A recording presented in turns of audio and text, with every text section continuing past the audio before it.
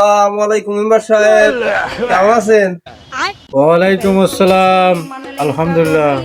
আজিব, তোর বোর সাথে আমার ফোনে কথা হয়েছে। এনে এই 10 কেজি চালের কাঠটা নিজা।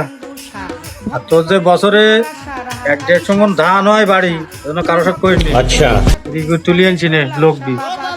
আচ্ছা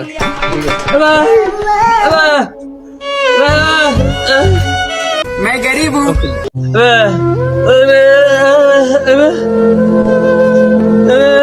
এই এই সেই গরিবের বাচ্চা, এই যে বুবা ছিল কনে।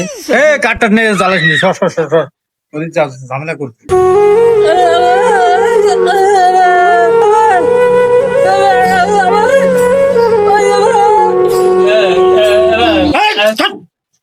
ব্যাপার করছিস, গলাম দে, কাঠ নেই। যা ঝামেলা করছেন।